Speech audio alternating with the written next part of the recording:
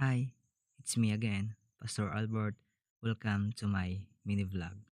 For today's video, tara samahan niyo ako para na naman sa isang episode buhay ng isang pastor.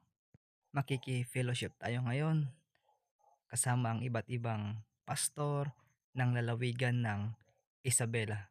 Maging sa iba yung lugar, kasama na dyan ang Quirino Province, Bayungbong at Gonzaga. Alam mo yon, iba talaga yung saya kapag kasama mo ang mga kapatid mo sa pananampalataya. Nagtitipon kayo sa isang lugar para purihin ang buhay na Diyos.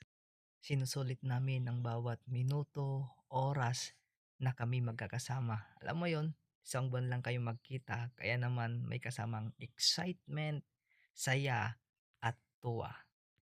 Walang ibang nagkakaintindihan kundi kayo rin na magkakapatid sa pananampalatayang Kristiyano. Alam mo yon, nagbabahagi ka ng problema mo, sinishare mo yung experience mo, at sila naman, ganun rin. At yan, tamang timpla lang ng kape habang nakikinig ng mensahe para sa aming mga spiritual na buhay. At yan, malapit nang maluto. At tara, kain tayo para naman sa physical na ating pangangatawan.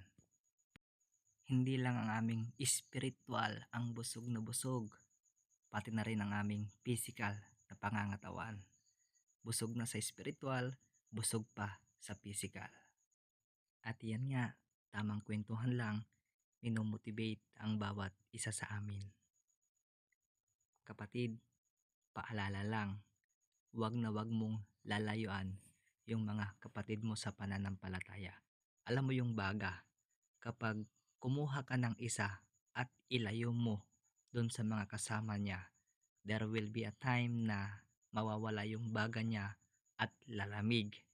Kaya, ganun naman sa ating pananampalatayang Kristiyano, wag na wag mong lalayuan yung mga taong nakakatulong sa iyo para sa buhay mo at ikakalago mo spiritual. Layuan mo na yung mga taong nagpapalamig sa iyo. Wala namang magandang maidudulot sa iyo, bad influence lang din naman. Kapatid, paalala lang, dapat ikaw ang mag-ilaw sa kanila. At yan nga, tapos ng aming fellowship, pero bago kami umuwi, nag-iwan kami ng revival prayer para sa kapatiran dito. Mag-pray ka lang, walang bayad, pero may sukli.